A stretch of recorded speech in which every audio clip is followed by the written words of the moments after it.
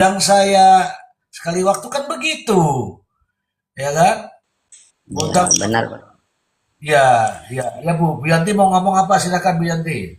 Mister, di Komal ini sudah kita gratis, dapat ilmu, orangnya cerdas-cerdas. Gimana coba kita nggak beruntung? Kalau ada yang ngomong nggak beruntung, itu berarti dia tuh memang bener-bener orang gimana gitulah. Nggak tahu bilang lagi kita. Iya, Ya kan, Mister?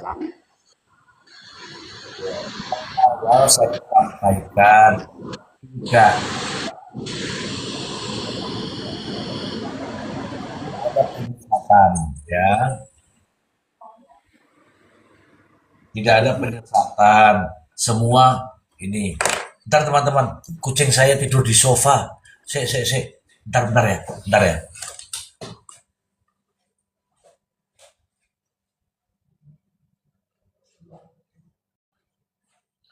Kamu jangan tidur di sofa. Nanti kalau kamu pipis, sofanya ini kau tidur di sini aja di meja sini. Ya udah, bubuk. Oke, nih teman-teman, nih kucingnya tidur di sofa jadi. Mister Ji, Ya, kucingnya berarti pengen ngikut Komal juga, gitu kan? iya, harusnya tuh kalau aku takutnya kalau pipis di situ kan kalau di sofa kan susah, ya nggak? Kemudian Mister Ji begini, Ya, silakan. saya perlu sampaikan kepada teman-teman penonton di bawah ini. Kami memang selalu berprinsip dalam hal bernarasi, selalu tidak namanya asumsi tadi saya bilang tadi kan, tidak namanya terawang-menerawang, enggak. Kami berdasarkan hukum, fakta, data, dan bukti. Fakta-fakta yang terungkap di persidangan. Alat-alat bukti yang dihadirkan sah atau tidak sah.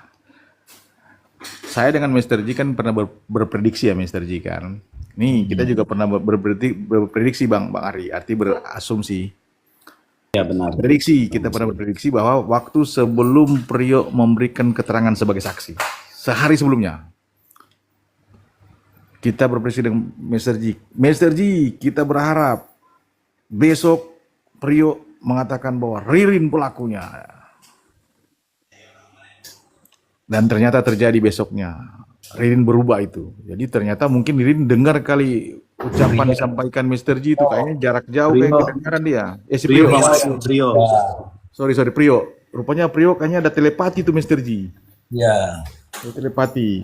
Nah, tetapi tetap saya mengatakan kan pada waktu itu bahwa walaupun Priok menyatakan bahwa Ririn adalah pelaku utamanya, bahkan termasuk dia, tetap keterangan Priok adalah keterangan satu saksi.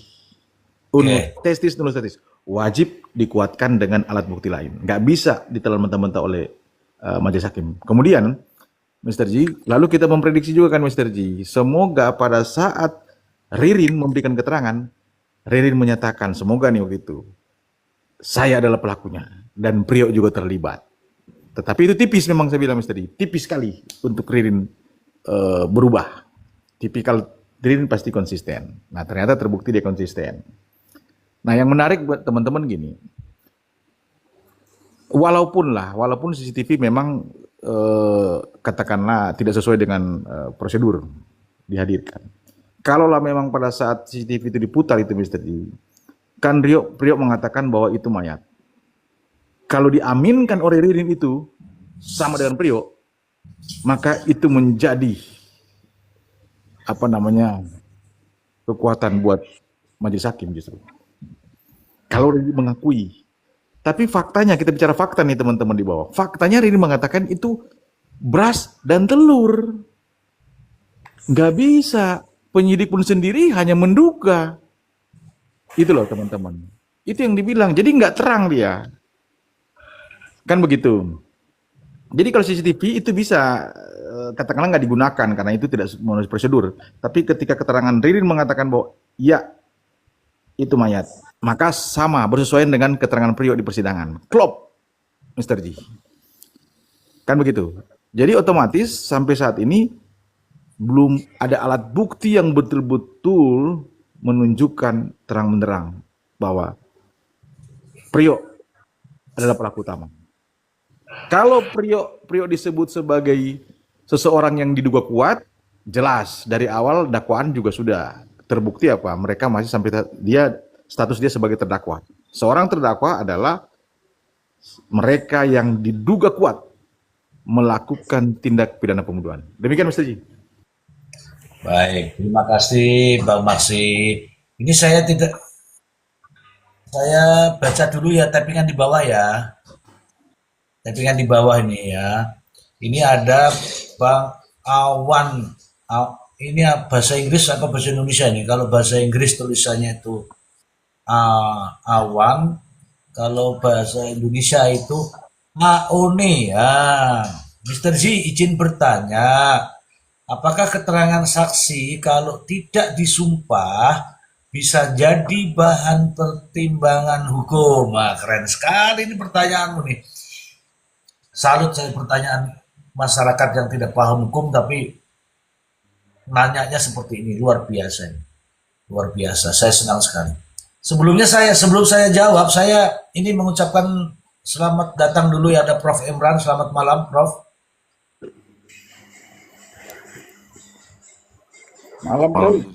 Malam, Malam Mamaksi, malam semuanya. Malam, Saya Prof. apa namanya? Iya, saya ambil kopi dulu bentar Misi. Lanjut Misi. Oke, siap. Jangan lupa, Prof. Itu kopi itu warna hitam, Prof. Jangan sampai warna coklat, Prof. Kemudian saya ucapkan selamat malam untuk Ciko. Wah, ini bagus nih. Nama kucingku saya kasih Ciko. Namamu Ciko ya. Malam. Malam Mr. Z, malam semuanya. Terima kasih. Malam, Prof. Oke, saya juga mengucapkan selamat malam sama Bu Yulia. Selamat malam Mr. C. Selamat malam Bang Emran, Bang Maksi, Bang Ari, Bang Ciko. Semuanya gini, saya mau bernarasi nih, Mr. C. Oke, kita kasih kesempatan wanita untuk berbicara. Silakan. Iya gini, kan saya sering masuk ke komal-komal lain gitu ya. Kadang ada Bang Maksi di situ, kadang saya lihat Bang Ari Porong. Mereka semua konsisten gitu, menyuarakan apa yang mereka suarakan di sini, mereka juga suarakan di komal-komal lain. Tapi ada satu itu ya, saya nggak perlu sebut. Di sini dia ngomong apa, di komal lain dia ngomong apa. Makanya jadi saya tahu alasannya, oh kenapa orang ini diblokir sama Mr. Z gitu. Akhirnya saya tahu, oh mungkin ini alasannya kenapa diblokir. Masalahnya dia nggak konsisten gitu loh. Nggak seperti kalau Bang Ari, Bang Maxim, Profesor Emran juga saya pernah lihat di koma lain. Mereka semua konsisten. Apa yang disuarakan di sini disuarakan di koma-koma lain juga.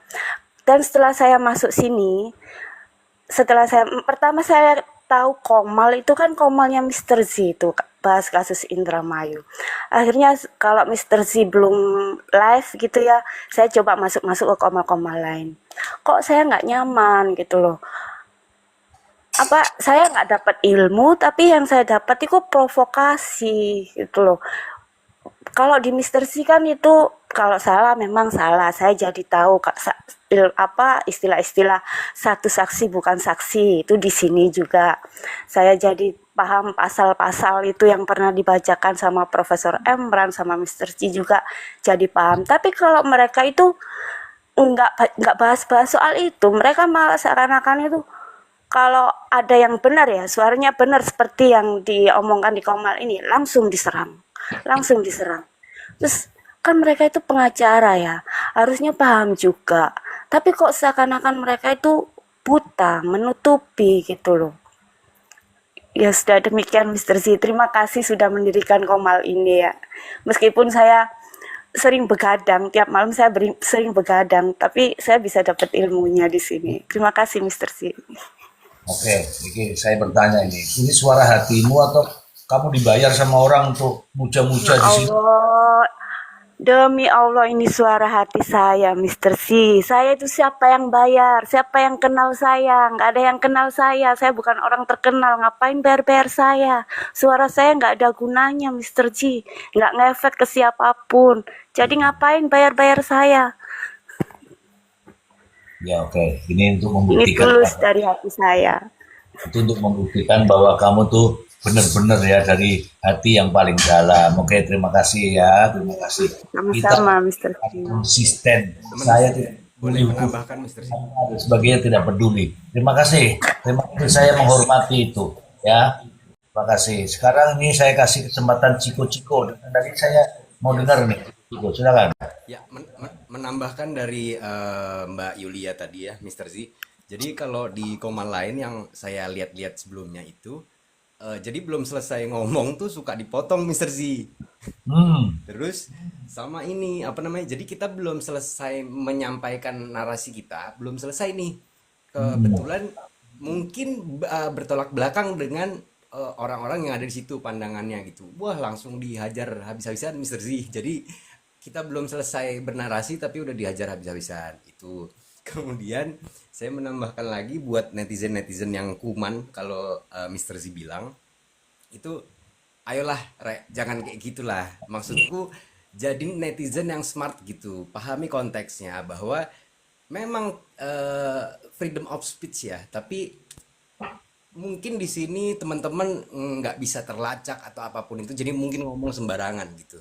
Tapi mungkin di waktu ke depan nanti mungkin teman-teman yang suka ngomong sembarangan, main asal tembak, nggak ada fakta, nggak ada bukti, nggak ada apapun, akan dipermasalahkan sama yang punya akun. Kita nggak ada yang tahu gitu. Jadi ayolah be wise ketika di internet, be wise ketika di kehidupan nyata. Maksudku ayolah kita udah banyak netizen yang smart, kenapa kita nggak jadi smart juga gitu loh. Ya Rek ya, terima kasih. Terima kasih, Sama Ciko. ini Mr. Z, Ya, silakan. kalau Mr. Z motonya adalah ngono loh. Nah, kalau saya Itu jargonnya Mr. J itu ngono loh. kalau saya buat netizen yang asal tembak itu Mr. Z, ngono ya ngono, tapi yo mbok ojo ngono. Kalau gitu Mr. Z. Ya. Terima kasih, terima Oke, kasih. oke. Terima kasih matur nuwun. Ya, terima kasih itu teman-teman. Ya, silakan. Tuh, Tadi, saya itu Mr. Ji. ngalah teman-teman. Silakan nih ya. Tadi ada pertanyaan tadi mengenai saksi tidak disumpah. Ada pertanyaan siapa tadi ya? Dari Awan, Hah? Awan. Awan ya, yang saksi tidak disumpah bagaimana Mr. Mr. Ji, mungkin Mr. bisa baca Mr. Ji. Oke, saya mau Pasal baca. 237 ayat 6. 237 ya. Iya, 237 KUHP ayat 6. Saya bacakan teman-teman. Saya itu ngikutin apa perintahnya Bang Mas itu saya ngikutin. Pasal 237 ayat 6. Keterangan saksi yang tidak disumpah, yang sesuai satu dengan yang lain, walaupun tidak merupakan alat bukti, dapat dipergunakan sebagai tambahan alat bukti jika keterangan tersebut sesuai dengan keterangan dari saksi yang disumpah. Oke, silakan. Mr. Ji bisa dijelaskan, mohon izin. Ngopong, kamu yang nyuruh baca kok malah saya suruh jelaskan. Kamu jelaskan lah. Enak aja loh. Baca ya, silakan dijelaskan. Oke, Mr. Ji kan dibilang situ, saksi yang tidak disumpah jika sesuai itu kan menjadi alat bukti tambahan jika keterangan tersebut sesuai dengan keterangan saksi yang lain yang disumpah, Mr. Ji. Nah, ini kan jadi pertanyaan besar, Mr. Ji. Saksi mana yang disumpah lagi? Sementara saksi Priok memang tidak disumpah kan? Artinya dia berperan sebagai saksi, Mr. Ji. Sementara ini jelas nih, Mr. Ji. Nah, mungkin nanti Prof bisa luruskan ini. Ini pasal 237 ayat 6 nih, Mr. Ji. Ya. Jadi saksi tidak disumpah bisa dijadikan bukti tambahan jika keterangan tersebut sesuai dengan keterangan dari saksi yang disumpah, Mr. Ji. Sementara saksi yang disumpah, nah, kan begitu, Mr. Ji. Jadi artinya keterangan Priok ini menjadi alat bukti tambahan jika sesuai Dengan kesaksian keterangan saksi yang yang disumpah. nah, itu keren. Oke, ada tambahan lagi Bang Masih sudah? Nanti barangkali Prof bisa meluruskan itu Mr. Ji. Yulia, saya sudah matikan Yulia, jangan dimatikan dulu ya. Izin nanya sama Bang Maksi, Mr. Ji. Ya, oke, silakan. Kan tadi Bang Maksi bilang ya, apa itu CCTV-nya kan nggak valid ya, nggak sah. Tapi waktu Ririn mengakui iya itu dia, keterangannya katanya bisa dipakai. Itu maksudnya gimana Bang Maksi? CCTV-nya aja nggak valid, tapi pengakuan Ririn kok bisa dipakai gitu. Maksudnya gimana itu Bang Maksi? Kalau Terima kasih Bang Maksi. baik Mbak Julia, sekali lagi ya kita bicara hukum, bicara ketentuan undang ya. Kalau bicara alat bukti elektronik CCTV yang dihadirkan itu tidak melalui proses detail forensik, maka itu disebut tidak sah. Ini yang tegas kita ini. Dan itu Bang Tony selaku kuasa hukum daripada Ririn itu bisa keberatan. Dia bisa keberatan. Nah pertanyaannya harusnya memang majelis hakim bisa mengabulkan itu. Tapi kalau keterangan bicara soal keterangan Ririn, kan Ririn mengakui kan, makanya saya bilang kalau Ririn mengakui bahwa itu mayat, maka klop dengan si Priok, keterangan Priok. Cuman memang jadi menarik Mr. Ji. Kita harus bahas tadi ada di pasal 237 ayat 6 nih. Iya kan? Ya. Harus apa namanya ada kesesuaian dengan keterangan saksi yang disumpah, Mr. Ji. Ya, ini juga penting juga nih, saya perlu pertajam juga nih. Apakah keterangan Priok ini kan nggak disumpah ya, Mr. Ji kan? Ya. Nah, sementara Ririn ini bukan keterangan saksi lain yang disumpah nih, Mr. Ji. Ya. Barangkali ya saya harus bicara sama suhu nih, Mr. Ji. Ya. Sudah suara nih, Prof nih. Jangan sampai salah, jangan sampai kita saya dengan Mr. Ji menyesatkan teman-teman di bawah nih juga nih. Ya. Harus ada wasit nih. Wasitnya siapa? Wasitnya ini Prof lah wasitnya. Demikian, terima kasih. Izin Prof, sudah ngambil kopinya Prof, silakan diminum kopinya. Kalau panas silakan ditiup dulu Prof. Silakan Prof.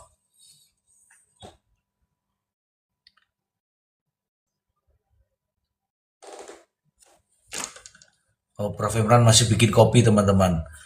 Biar saya dulu ya teman-teman ya. Oke ya. Apa sih maksudnya sumpah teman-teman? Nah, sumpah itu ada konsekuensinya teman-teman. Kalau keterangannya itu tidak benar, berarti jadinya keterangan apa yo? Keterangan palsu atau sumpah palsu. Iya, gitu loh teman-teman.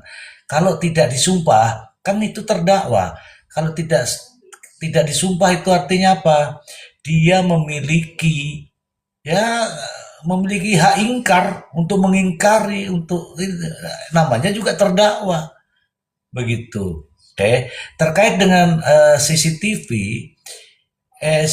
itu akan ada dua nih. Ada CCTV yang tanggal 29, ada CCTV yang tanggal 30.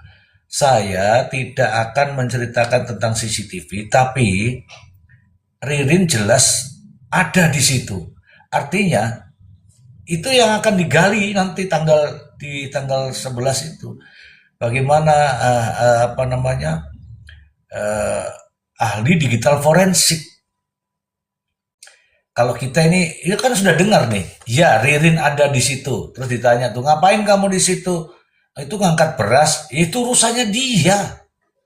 Urusannya dia. Apakah nanti itu beras atau tidak? Bukti-bukti itulah yang akan menjawab. Apa buktinya? CCTV yang dilakukan oleh siapa? Oleh ahlinya, bukan oleh orang yang sudah nggak suka sama dia. Biarkan ahlinya yang secara netral menilai dari alat bukti tersebut.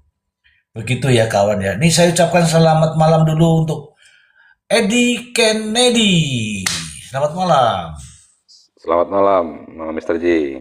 Oke, terima kasih. Mr. Ji, sorry. Hai. Mungkin biar nggak terlewat Mr. Ji, tolong saya mohon izin bukan berarti menyuruh ya Mr. Ji, hanya memerintahkan saja. Tolong Mr. Ji baca tadi pasal 235 ayat 5 Mr. Ji. Ini gimana sih teman-teman? Mohon izin, saya tidak memerintahkan tapi menyuruh. Saya tidak menyuruh tapi memerintahkan. Itu bingung saya teman-teman. Inilah susahnya kalau jadi bawahan tuh beginilah kira-kira ya.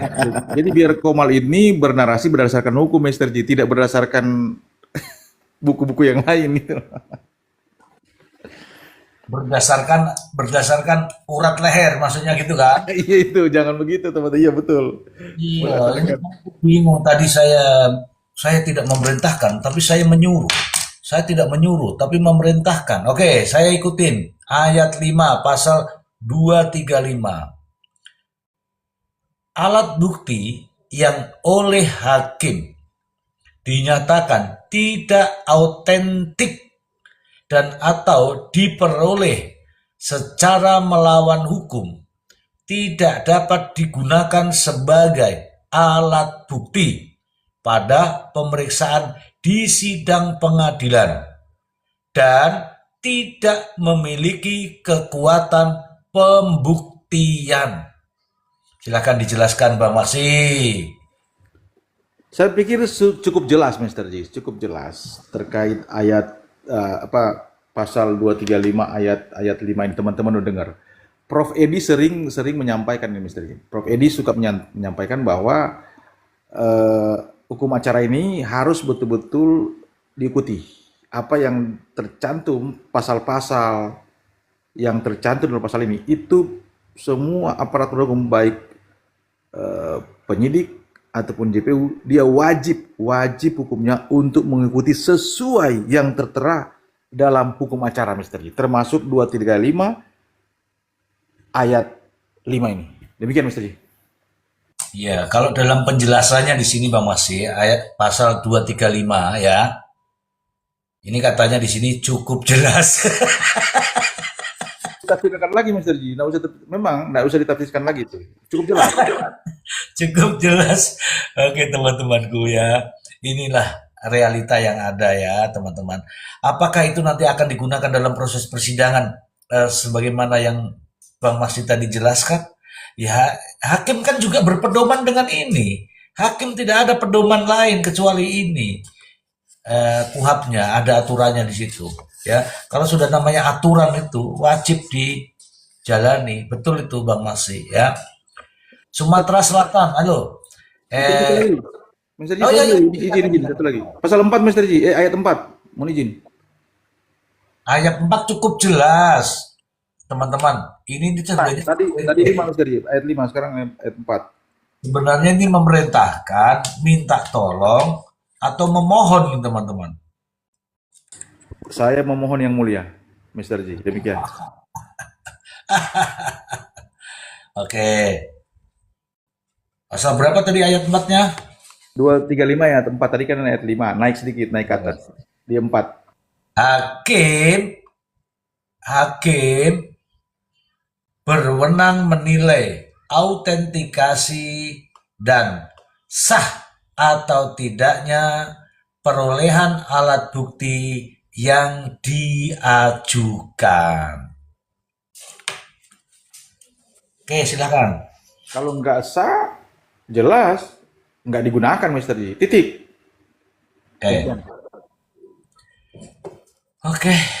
Oke, keren Bang Masi. Jadi teman-teman itu artinya kita berbicara bukan asal bicara ya teman-teman ya. Kita berbicara berdasarkan realita, data, dan fakta. Oke, saya coba disapa dulu Prof. Imran, sudah minum kopi belum?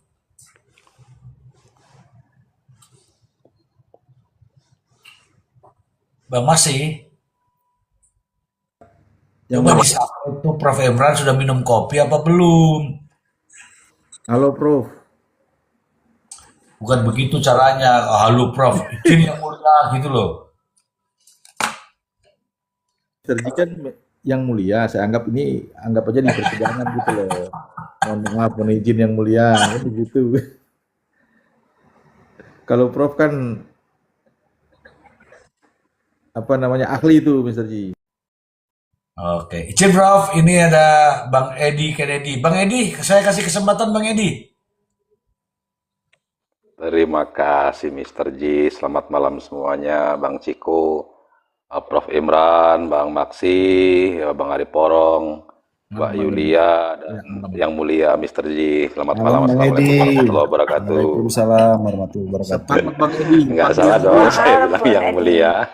Sepakat Bang Edi. Yang mulia Mr. G, benar sepakat itu. Tadi siang saya sempat ada di Komal sebelah nih, kalau nggak salah tempatnya Mas Wanto. Ini ada satu orang lawyer, mungkin agak ini menyinggung sedikit perasaan saya. Tadinya saya nggak mau naik, akhirnya saya naik. Jadi begini, lawyer ini saya tidak perlu sebutkan, Pak, udah tahu semua di sini. Menyebutkan katanya sudahlah itu semua udah pekerjaan dari pihak penyidik dan juga Pak JPU yang sudah menuntaskan kasus ini. Saya langsung naik, saya gas, nggak bisa seperti itu kata saya. Ya. Kita ini sebagai warga di bawah juga harus mengkritisi ketika ada proses hukum yang sangat janggal, kan seperti itu. Betul. Ketika ada suatu proses hukum yang janggal di firasat kita semuanya, di perasaan kita semuanya, kita harus kritisi dong. Jangan sampai hukum ini benar-benar 100% dipegang mereka semua. Kita kan menginginkan hukum itu katanya terangnya melebihi cahaya, begitu kan, Prof. Teman Bang Maksi ataupun Mr. G? Ya. Kita kan minta itu terang benderang. Masa kita mau keterangan cahaya ini ditutupi dengan nominal, ditutupi dengan pesanan, kan kita tidak mau itu semuanya, rekan-rekan. Makanya langsung saya gas. Juga ini mungkin sedikit untuk rekan-rekan juga di bawah.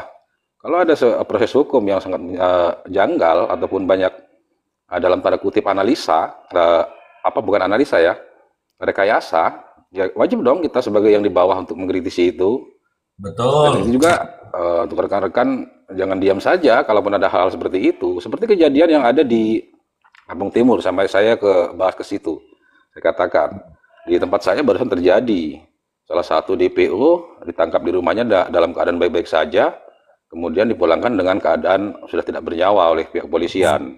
Ya. Artinya sudah ditembak sampai 7 lubang, tulang lehernya patah, bahkan matanya pun sudah lebam-lebam hancur. Aduh. Parah Ya itu. benar itu fakta Mr. G. Ya. Jadi begini, ini kan kalau kita mengutip pernyataan dari pihak polisian, ketika ditangkap ataupun ini sudah melawan hingga di akhirnya polisi melakukan eksekusi tersebut. Kan di situ sudah tidak masuk logika menurut saya. Ini kan sudah ditangkap, sudah otomatis dibawa ke Polres kan sudah tidak bisa apa-apa. Ya. Masa melawan dari mana? Kan di luar logika kita. Apakah kita diam? Kan tidak. Kita harus kritisi itu gitu loh, maksud saya. Artinya ini kan konsekuensi dari pekerjaan ataupun istilahnya ya memang profesi dia sebagai seorang begal ataupun pekerja curan ataupun curas. Itu kan konsekuensi dia, ataupun dia pernah melakukan kejahatan sampai menghilangkan nyawa, kan semuanya bisa dijerat dengan pasal-pasal di undang-undang gitu loh, maksud saya Mr. G. Ada prosesnya begitu, tidak harus langsung dieksekusi mati. Kan wajib dong kita kritisi semua itu. Kalaupun nanti dia itu mendapatkan hukuman mati, tapi kan harus melalui proses, ada persidangannya, ada pendampingan hukumnya, kan begitu. Ya, betul. Jadi maksud saya untuk rekan-rekan, kalaupun ada sesuatu yang janggal, baik nanti saudara kita atau rekan kita mendapatkan satu masalah hukum, jadi kita tuh bisa menilai, kita bisa ya sedikitnya kita tahulah bagaimana aturan hukum itu berjalan. Jangan mutlak hukum ini dipegang oleh mereka semuanya. Gitu maksud saya Mr. G gitu. Jadi rekan-rekan juga harus lebih semat lah. Kalau HP-nya sudah semat, ya otaknya juga harus semat gitu maksud saya Mr. G. Itu dulu Mr. G, silahkan yang lain. Baik. Wah, ini kasus menarik ini. Mungkin saya akan ulas ya beberapa. Saya tak kumpulkan dulu bahannya ya. Ini saya kasih tahu nih teman-teman. Meskipun penjahat sekalipun itu harus ada proses hukumnya, diadili. Kemudian nanti kalau memang mau dihukum mati, itu hakim yang memutuskan hukuman mati dengan cara apa. Bukan nanti tadi 7 lubang itu melebihi hukuman mati itu. Maksudnya caranya loh ya, kalau 7 lubang tembakan itu caranya itu melebihi itu. Itu juga harus disuarakan teman-teman. Kalau kita menyuarakan, bukan berarti kita benci institusi. Salah itu. Justru kita menyuarakan itu meluruskan supaya mereka-mereka yang lain tidak tersesat. Jangan Anda membenarkan, itu salah. Saya kasih tahu ya, meskipun penjahat sekalipun, penjahat yang sadis sekalipun, kalau sudah ditangkap, penegakan hukum di situ. Bukan dimatiin. Bukan dimatiin. Kalau memang nanti vonisnya adalah hukuman mati dengan cara ditembak dengan di depan regu tembak, itu baru vonis yang dijalankan dengan apa sesuai prosedur. Tapi kalau begini kan diambil dari rumah sehat, malu sebenarnya itu. Seharusnya itu penjahat kalau sudah ditangkap dalam lindungannya, dalam pengawasannya, ya harusnya aman dong. Tapi beberapa hari kemudian dipulangkan. Sehat diambil, dipulangkan jadi mayat. Wah, ini kalau diungkap, diramaikan ini, wow, kasihan ini ya. Kasihan ini polisi. Bukan main ini semua. Benar kata Prof. Yongki kemarin. Itulah yang dinamakan unprocedural, jauh dari profesional. Tapi kalau dibilangin begitu marah. Nggak perlu marah. Faktanya memang begitu. Dan Mr. G, boleh nambahin sedikit, Mr. G? Boleh. Sedikit saja, Mr. G ya. Kemarin Boleh. kan memang ada maklumat dari Kapolda Lampung bahwasanya tidak ada toleransi untuk pihak begal ataupun curas itu sendiri ataupun pencurian dengan kekerasan. Tidak ada toleransi. Ya, Mungkin ini maklumat ini yang dikeluarkan hingga terjadi eksekusi untuk para pelaku curanmor ataupun curasnya. Cuman sebagian rekan-rekan juga ada ini. Coba berani nggak itu Kapolda mengeluarkan maklumat bahwasanya koruptor di Lampung ini tembak mati yang jelas-jelas merugikan negara. Berani tidak mengeluarkan maklumat itu? Sampai seperti itu kan jadi akhirnya kemana-mana ini dengan adanya kasus ini terjadi semakin melebar gitu, Mr. G. Tolong ini dijabarkan lagi gitu, Mr. G. ya, memang benar itu maklumatnya. Maklumatnya tidak ada toleransi bagi begal itu benar. Tapi begal yang apa? Yang masih beraksi-aksi itu, yang melakukan perlawanan terhadap pihak kepolisian itu memang tidak ada toleransi. Tapi bagaimana ketika dijemput di rumah, kemudian terus dibawa oleh polisi, dibawa di kantor polisi, kemudian mati di tangan polisi? Apakah itu ditoleransi? Ya, jangan salah persepsi dong. Memang begal ada di mana-mana, apalagi di Lampung itu. Tindak tegas, polisinya yang turun. Ambil senjata, der, itu yang lagi action di lapangan. Tapi kalau sudah ditangkap, kemudian dibawa ke kantor polisi, tinggal ditanya nih, TKP mana, berapa kali, di mana saja, proses hukum.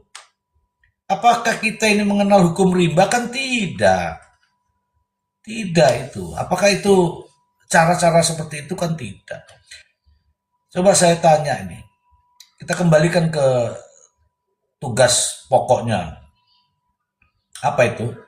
Melindungi, mengayomi, melayani, penegakan hukum. Apakah penegakan hukum dengan tembak mati itu penegakan hukum? Tidak. Begitu kawan, nanti saya ketemu bahannya saya akan ulas ya. Gitu ya. Oke, Mr. G, terima kasih. Nah, makasih. Ini Prof. Imran ini sudah minum kopi apa belum ya? Jangan-jangan minum kopi 2 kali nih. Malam, Prof.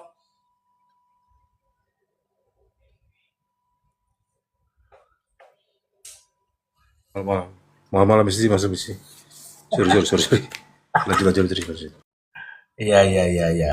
Ini ada banyak pertanyaan tadi, Prof. Mulai dari terdakwa itu memberikan kesaksian yang tidak sumpah, yang tidak disumpah, bagaimana kesaksian itu, kemudian bagaimana dengan kembali lagi ke alat bukti elektronik, kemudian bagaimana terhadap cara atau tahapan-tahapan penyidik melakukan upaya-upaya penyitaan, penangkapan dan seterusnya. Ini tadi kita sudah ulas begitu banyak, tapi Prof. Imran sedang minum kopi.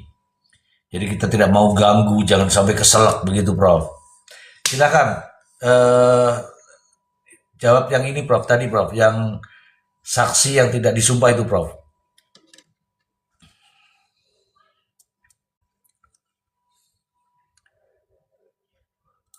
Saksi apa yang bisa disaksi? Sorry.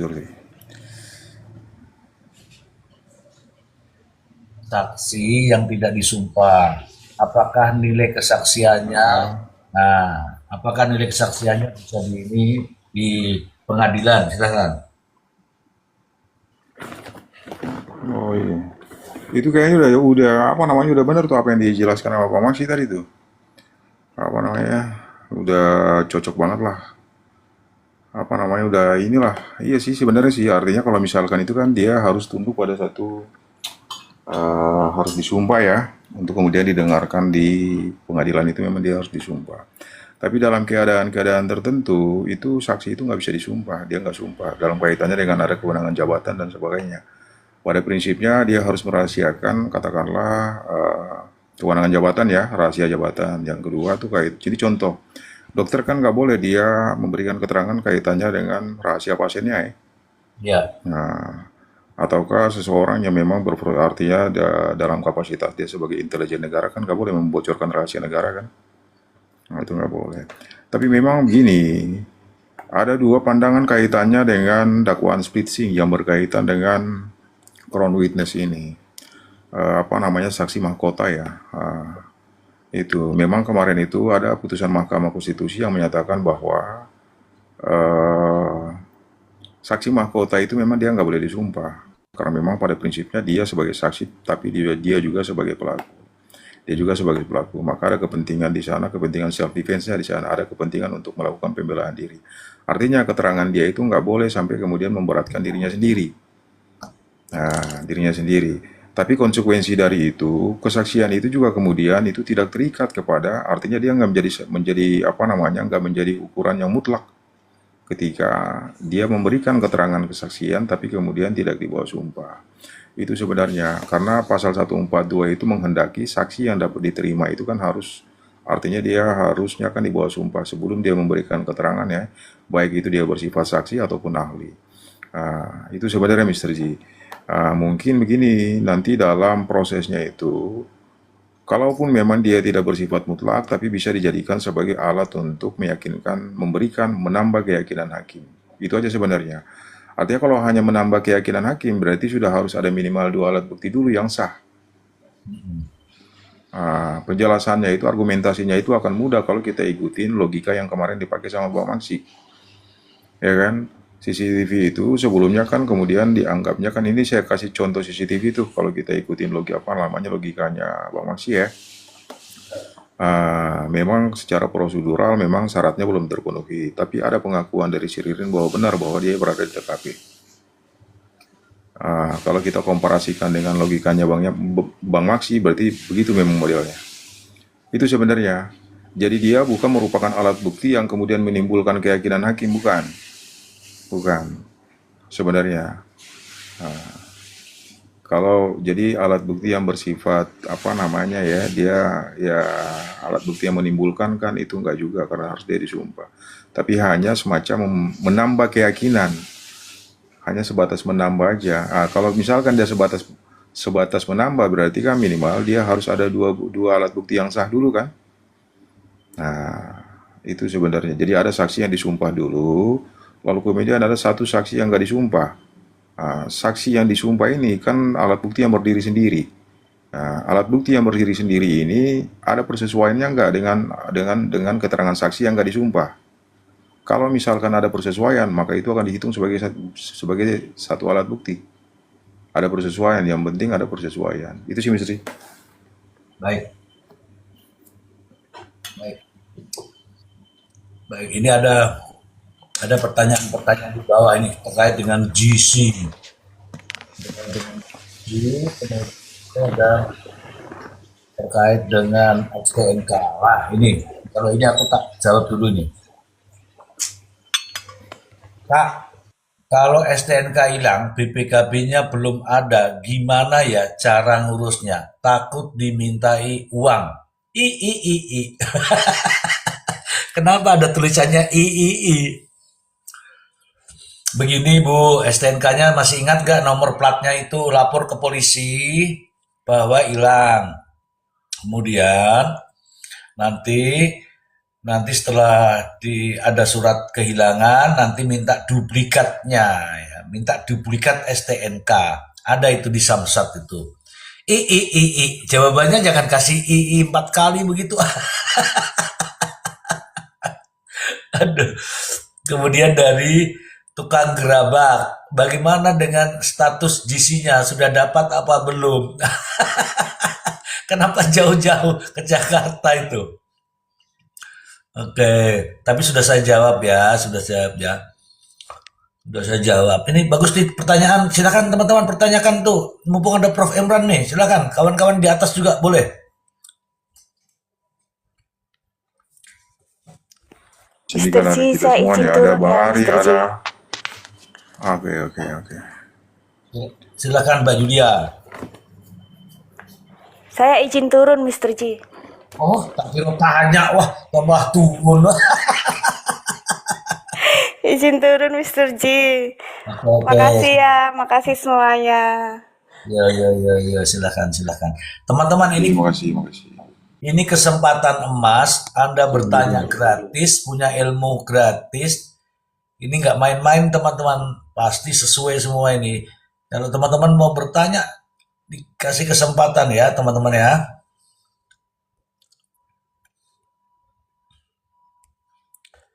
Banyak sekali yang mau naik, tapi kan nggak ada tapping nih. Ari Porong, silakan Ari Porong.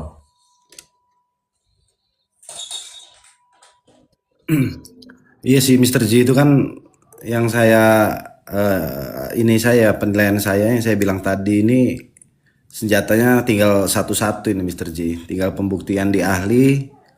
Makanya kan tadi ada teman-teman di bawah juga mempertanyakan bahwasannya kemarin juga kan hakim meminta ahli digital forensik. Tapi yang saya dengar kemarin tuh walaupun hanya sebatas surat keterangan ya, tapi tadi Mr. J juga bilang kalau misalkan suratnya aja yang mau bacain siapa kan Mr. J.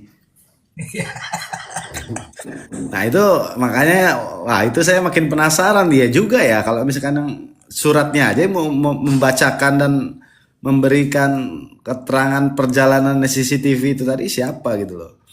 Nah makanya saya bilang tadi senjatanya ini udah tinggal satu-satu ini senjata terakhirnya ini Mr. J. Yang saya bilang tadi untuk Pak Tony senjata terakhirnya tinggal di CCTV di menit 0501 itu. Bang Leon. Kalau misalkan itu bisa membuktikan bahwa ada pelaku lain ternyata berarti benar ya perkataan Prio yang pertama itu ya sama Ririn. Nah kalau untuk dari pihak JPU sendiri ya CCTV yang terakhir ini ya walaupun masih ada banyak pertanyaan masalah Budi ya masuknya kapan itu kalau memang itu mayat yang diangkat sama Ririn dan Prio gitu kan ya kembali lagi sebetulnya saya nggak demo saya tanyain si Mr. J saya udah cukup jelas dengan semua penjelasan Prof. Emran, Bang Maksi, Mr. Z semua kalau tinggal kembali lagi ke keyakinan hakim ya kan tetap merujuk ke undang-undang dan saya amati juga untuk majelis hakim sangat-sangat objektif dan sangat-sangat ingin membuka kasus ini seterang-terangnya Mr. Z. Itu aja sih Mr. Z. Oke, baik. Terima kasih. Ada Bang Leon sebenarnya nih. Bang Leon, jangan ngintip-ngintip Bang Leon. Naiklah. Nih Bang Leon kalau ngintip-ngintip nanti lo. Izin Prof, ada pertanyaan ini Prof dari Gene Daily. Yang lambangnya ini Pajero ini. Apakah hakim dalam memutuskan hanya keyakinan saja atau ada SOP-nya Prof? Langsung ke Prof ini ya.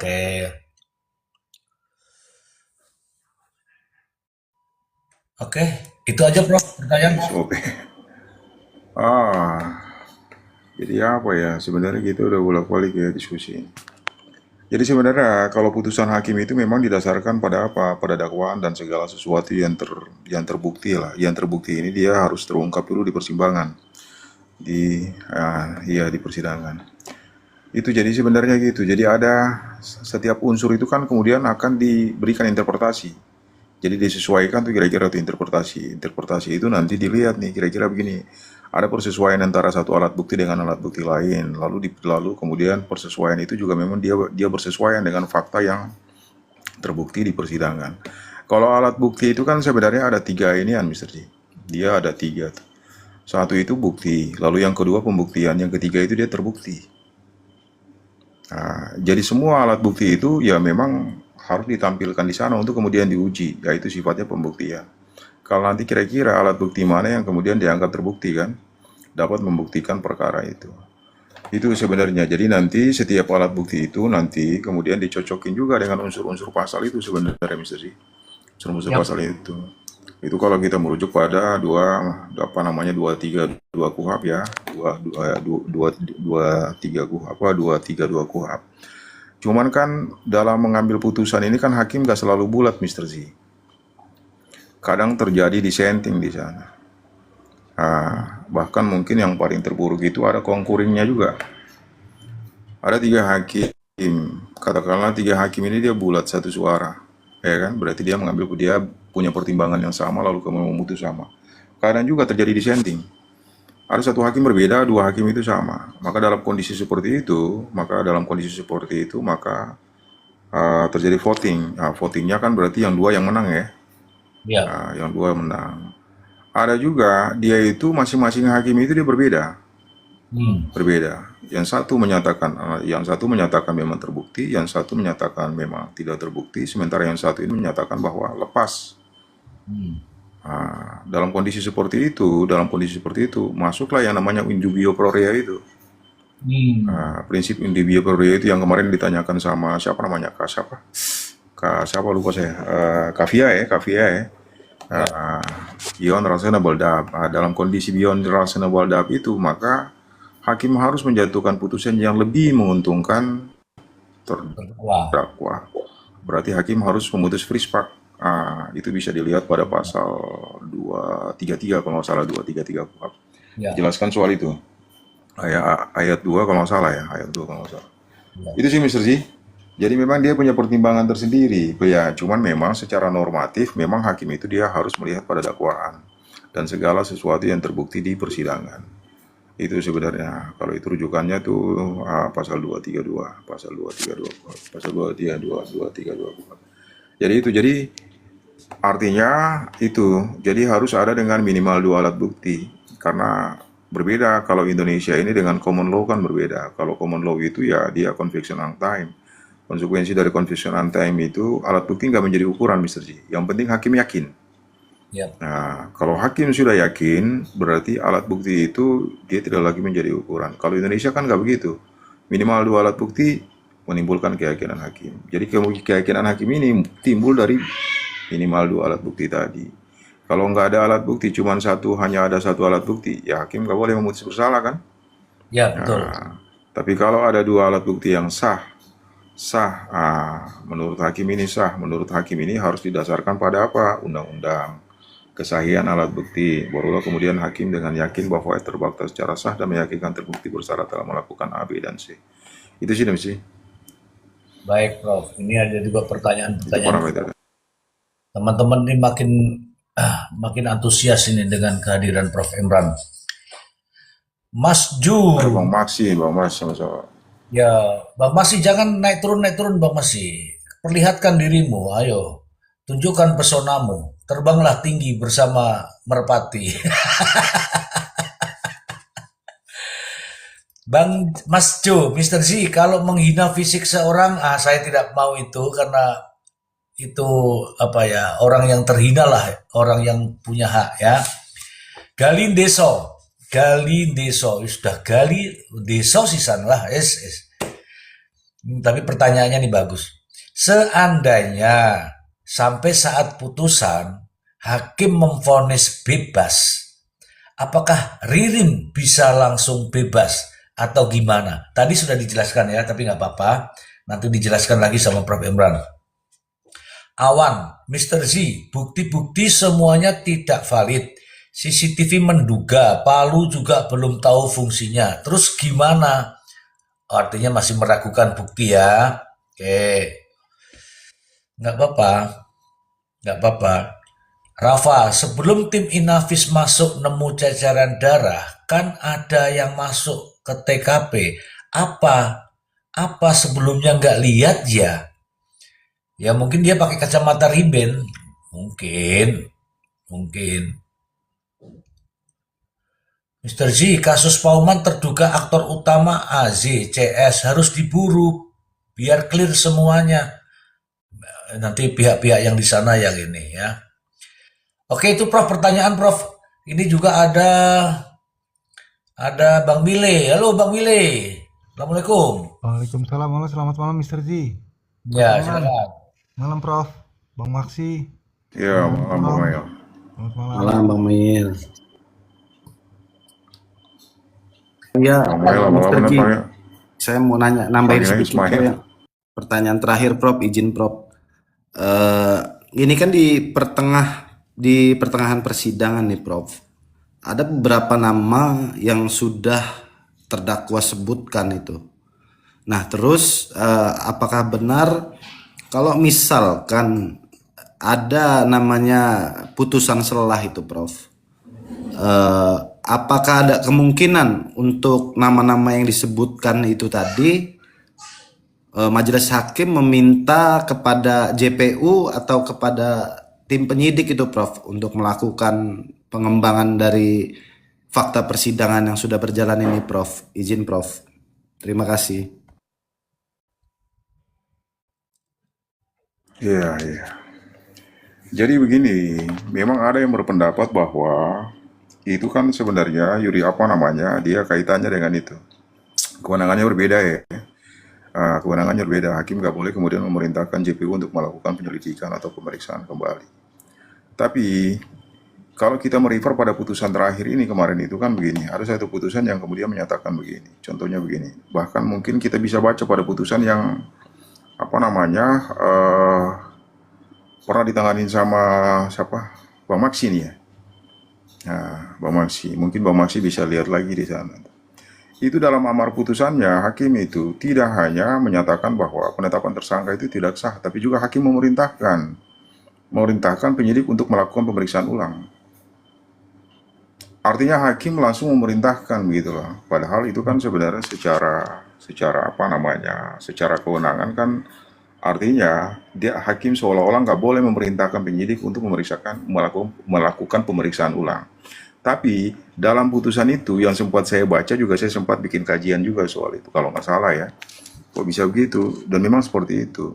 Bahkan mungkin begini, dalam putusan-putusan ada beberapa putusan terakhir itu bisa hakim kemudian memutus, artinya memerintahkan jaksa untuk melakukan pemeriksaan kembali terhadap ada beberapa nama yang disebutkan di situ. Itu bisa. Cuman begini, katakanlah hakim ini menduga bahwa ini ada yang kaitannya dengan penyertaan ini lebih dari satu orang. Ataukah ada putusan bebas tapi ada tindak pidananya gini, ada tindak pidana tapi pelaku ini bukan orang-orang yang didakwakan, ataukah salah satu orang yang didakwakan ini dia diputus bebas. Berarti dalam amar putusannya itu hakim dapat kemudian memerintahkan kepada kejaksaan untuk melakukan pemeriksaan kembali. Sebenarnya begitu. Apakah itu sesuatu yang tidak boleh? Kalau sudah masuk dalam amar putusan, berarti itu merupakan perintah. Dan dalam beberapa kasus memang kita ada presidennya. Yang mungkin dalam kasusnya Peggy ya kalau nggak salah ya, jadi ditangani sama Bang Maksi kemarin ya, Peggy Setiawan itu di praper itu begitu bunyinya. Ada perintah hakim untuk kemudian memerintahkan penyidik untuk melakukan pemeriksaan ulang. Itu sebenarnya sih. Jadi kalau kembali ke pertanyaannya Bang Ari, ya itu bisa saja. Itu sih. Oke, terima kasih Prof. Oke. Oke, teman-temanku yang di bawah juga itu termasuk jawabannya ya, teman-teman ya. Tadi yang sudah bertanya di bawah ini itu termasuk di antaranya. Kalau hakim sudah memerintahkan ya langsung teman-teman itu putusannya ya itu, kalau hakim sudah memutuskan berarti itu perintah. Perintah itu harus dijalankan dong yang perintahkan hakim ya. Oh iya Mr. Z, itu kan tadi merujuk ke kasus sebelumnya ya, yang kasus Peggy Setiawan itu berarti ada keputusan bahwa hakim memerintahkan untuk mencari ketiga orang DPO itu ya kan Mr. Z berarti ya. Nah, sampai saat ini tuh kalau belum bisa ditemukan itu Mr. Z. Berarti Karena begini, karena waktu itu kalau nggak salah dalam reasoning yang dipakai oleh Bang Maksi CS itu waktu itu, orang ini sebelum ditetapkan jadi tersangka itu dia belum diperiksa. Belum diperiksa. Maka kemudian itu nanti dia sangat beririsan dengan putusan MK kemarin ini Mr. Z. Bahwa setiap penetapan tersangka itu harus didahului dengan pemeriksaan. Nah, kalau Peggy kemarin itu kan sebenarnya dia belum diperiksa.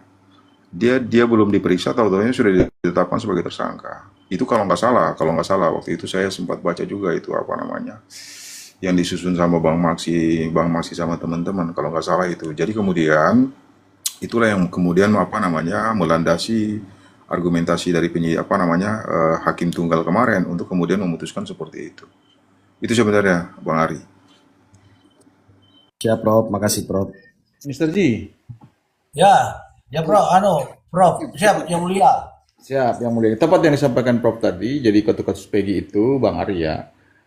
Jadi Peggy belum dipanggil untuk diperiksa sebagai calon tersangka, kan begitu harusnya, sebagai saksi. Tapi waktu itu langsung pihak penyidik langsung melakukan penangkapan, Mr. Ji. Jadi langsung ditahan. Itu yang menjadi kelemahan memang. Jadi kan seharusnya kan Mr. Ji lebih paham ini teknis ini Mr. Ji kan. Kecuali tangkap tangan Mr. Ji kan. Betul. Ya kan, karena ini kan nggak tangkap tangan. Jadi harus dipanggil juga sebagai saksi kan untuk ya katakanlah sebagai calon tersangka lah dia, calon dulu ya. Tapi ini tiba-tiba karena waktu itu kan ada desakan publik ya ketika film itu loh. Kan ada film tuh Mr. Ji. Ya, warna biru. Belum 7 hari itu ya Bang Maksi. Film 7 hari. Nah, jadi otomatis mungkin terlalu semangat kali penyidikan. Jadi udah langsung ditangkap, dibawa langsung ditahan. Nah, itu juga makanya kan pra peradilan kan, Bang Ari. Itu yang dibilang Pak Prof tadi betul tuh. Sesuai. Demikian. Oke, terima kasih. Ini ada pertanyaan, Prof. Mohon izin nanti dijawab karena di sini pertanyaannya ini langsung ke Prof. Imran nih. Seandainya RR itu Ririn dan Prio lah. Seandainya RR sudah dihukum mati, terus beberapa tahun kemudian AZ ditemukan, gimana, Prof? Oke, nanti Prof. Imran ini terakhir loh ini teman-teman karena teman-teman juga nggak nanya yang ini nih. Mr. Z, Ciko, Mr. Z terkait motif, apakah harus terungkap secara gamblang di dalam vonis, gimana sih? Di dalam persidangan, secara gamblang di dalam vonis atau tidak? Sebenarnya pertanyaannya aku udah paham. Oke, terima kasih Prof. Itu pertanyaan terakhir Prof dari teman-teman Prof. Sebelum kita turun Prof, ada kegiatan mendesak. Ya, jadi kalau yang terakhir itu saya mulai dulu yang terakhir. Kalau soalnya yang pertama tadi saya agak lupa. Jadi yang terakhir itu sebenarnya begini, motif itu cuma sebagai hal-hal yang memberatkan dan meringankan. Jadi dia nggak ada kewajiban JPU itu untuk membuktikan motif. Sebenarnya itu. Jadi kalau kita baca buku Adami Hazawi ataupun apa yang dijelaskan bolak-balik sama Prof. Edi itu, memang motif itu tidak wajib dibuktikan oleh JPU. Yang wajib dibuktikan oleh JPU apa? Itu adalah bestandel delik atau unsur-unsur delik yang dalam pasal yang didakwakan. Contohnya, kalau pasal 459 kan berarti setiap orang yang merampas, Merampas setiap nyawa, orang yang dengan nah, iya, merampas nyawa setiap orang, yang direncanakan terlebih dahulu. ya, setiap orang yang merampas nyawa orang lain dan dengan direncanakan terlebih dahulu. Berarti di situ ada tiga unsur tuh. Unsur-unsur itulah pertama unsur setiap orang, berarti dia subjek deliknya, siapa pelakunya. Yang kedua merampas, berarti ada orang mati nih ya. Nanti yang ketiga dengan rencana. Oke, dengan rencana. Berarti ada tiga unsur itu yang wajib dibuktikan oleh JPU. Tapi kalau yang lain itu nggak harus dibuktikan. Kalaupun sebenarnya ada juga memang Pak ahli, sebagian ahli itu menyatakan bahwa sebenarnya motif itu sangat kuat erat dengan tindak pidana itu sendiri. Ketika terungkap motif, maka unsur rencana itu terbukti gitu loh, terbukti. Tapi memang pembentuk undang-undang itu mereka nggak memberikan kewajiban kepada JPU untuk kemudian membuktikan motif. Karena motif itu bisa nanti ditanyakan kepada orang terdakwa yang jujur atau tidak. Sangat mungkin si terdakwa ini kan memberikan motif yang memang tidak cocok dengan apa yang sebenarnya terjadi kan. Ya. Dan itu akan menjadi kelemahan JPU dalam konteks pembuktian. Makanya para pembentuk undang-undang itu sebenarnya mereka sepakat dengan pembentuk undang-undang pasal 340 di Belanda dulu, bahwa motif itu nggak wajib dibuktikan. Yang dibuktikan itu apa? Yang tadi unsur rencana, unsur merapas. Itu sebenarnya sih, Mr. G. Tinggal nanti dilihat nih, motif itu kira-kira nanti memberatkan atau meringankan. Ada motif-motif juga yang motif itu nggak selalu memberatkan. Ada motif juga yang meringankan. Katakanlah orang mencuri lah ya, Ya. mencuri. Ada orang mencuri itu karena memang pengen memperkaya diri sendiri atau orang lain, Ya. ya kan? Koruptor, korupsi dan sebagainya. Ada juga orang mencuri, tapi memang dalam kondisi dia lapar dan sebagainya, Mr. G. Jadi itu pertimbangan yang meringankan. Ada satu pertimbangan yang memberatkan itu memperkaya diri, sementara yang satu lagi meringankan. Jadi memang delik itu dia punya karakteristik tersendiri, Mr. G. Ya. Dan itu sangat kasuistik. Sangat kasuistik. Jadi nggak bisa nih kita terapkan secara hitam putih setiap orang yang kemudian mencuri itu dihukum sama. Kan nggak begitu. Ya. Nggak begitu. Tergantung karakteristik dari motivasinya. Itu sih, Mr. G. Ya. Yang kedua apa, Mr. G? Yang pertama tadi lupa saya. Yang kedua tadi ini, kalau sudah dihukum mati, terus kemudian muncul Ahmad Yani, dia pelakunya, begitu ya, mungkin ya, ide kado ya, mungkin itulah itu. Ya memang tetap kembali itu merupakan tanggung jawab dari negara kan, negara. Makanya kalau orang itulah yang kemudian menekankan pada due process of law tadi, Mr. G. Jangan sampai terjadi yang namanya error and judgment itu. Ya kan? Orang yang nggak bersalah lalu kemudian ditetapkan jadi tersangka, lalu kemudian didakwa dan diputus. Konyolnya kalau misalkan dalam case ini atau case sejenisnya itu yang kemudian orang didakwa dengan hukuman ancaman mati, lalu kemudian diputus dengan hukuman ancaman mati juga, diputus dengan pidana mati. Apa enggak itu berbahaya? Dan itu merupakan kewajiban negara untuk kemudian merecovery hak-hak asasi dari si terpidana ini. Cuman kan terpidana ini kan terpidana mati masalahnya, Mr. G. Ya. Kalau misalkan dia terpidana seumur hidup, berarti kan dia kemudian bisa mengajukan novum ya, dengan adanya proses yang baru itu yang sudah ditetapkan jadi tersangka lalu diputus ya, Sengkon dan Karta lah modelnya, Mr. J. Dia pakai pendekatan itu ya. Lalu kemudian diajukan pra peradilan itu untuk apa? Untuk memulihkan hak orang yang sudah dijatuhi pidana secara menyesatkan tadi sebenarnya. Tapi kalau orang meninggal, ya ini kan menjadi problematik. Dia sudah dihukum mati, sementara haknya mau dituntut gimana lagi kan? Yang ujung-ujungnya itu dituntut paling ya itu dituntut kan ya paling ya ujung-ujungnya rupiah. Dan itu besaran tuntutannya itu kalau kita relasikan dengan case-case yang tindak pidana korupsi itu 250 juta, Mr. G. Only. Batasannya 250 juta. Sementara ada nyawa yang melayang kan? Iya. Karena peradilan sesat tadi. Itulah contoh. Tapi kalau yang ditindak pidana korupsi kemarin tuh ada yang diputus lepas, ada yang diputus bebas, lalu kemudian mereka melakukan recovery dengan pendekatan pra-peradilan. Itu sih Mr. Ji. Baik, Prof. Baik, Prof. Terima kasih, Prof. Sebentar, teman-teman ya. Sebentar, teman-teman. Saya ingin menyampaikan bahwa apapun hasilnya dalam proses peradilan ini, saya pribadi nih, terserah teman-teman yang lain, saya pribadi telah diperlihatkan bagaimana upaya daripada pengacara Tony ini untuk menghadirkan bukti yang uji digital forensik. Karena itu permintaannya. Meskipun saya katakan, meskipun kliennya nanti divonis berapapun saya tidak peduli, tetapi Tony sudah menunjukkan bahwa ada kelemahan di situ. Dengan adanya alat bukti elektronik yang tidak dilakukan uji forensik. Dan ini sudah dilakukan oleh Tony.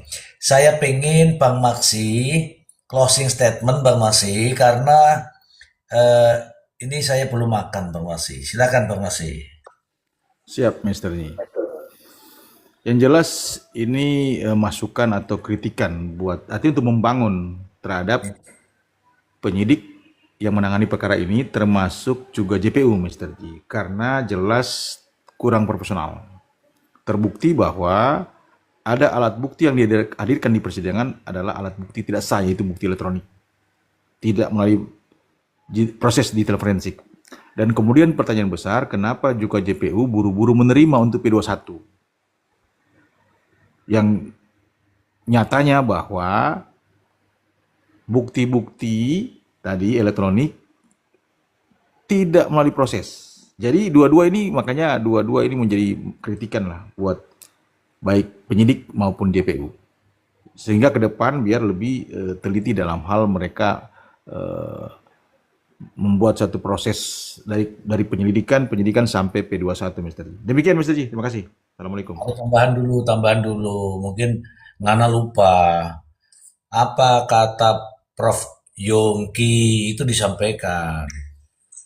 Baik, ini buat yang di bawah 221, fakta membuktikan yang terungkap di persidangan, ahli Prof. Yongki menyatakan bahwa penyidik maupun JPU tidak profesional dan itu terbukti di persidangan. Demikian, terima kasih.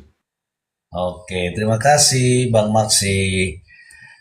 Mohon izin Prof, kita akhiri dulu sementara ini Prof, karena perut saya ini kalau saya tidak isi bisa mah ini Prof. Siap. Harap maklum, teman-teman semua harap maklum ya. Malam ini saya ucapkan terima kasih untuk Bang Maksi, Ari Porong, Terima kasih Mr. Ji, Bang Maksi, Prof. Emran, Bang Mile. Teman-teman yang di bawah, terima kasih Terima kasih. banyak. Iya, Bang Ari. Terima kasih, Bang Prof. Ji. Thank you. Selamat istirahat. Iya, makasih Bang Ji, Mail. Mr. Ji. Mari. Ya, teman-teman semua yang ada di bawah, terima kasih banyak. Kita akan ketemu lagi di lain kesempatan. Terima kasih. Sehat selalu untuk Anda. Assalamualaikum warahmatullahi wabarakatuh. Waalaikumsalam warahmatullahi wabarakatuh. Sehat selalu buat kita semuanya, Mr. Ji. Amin.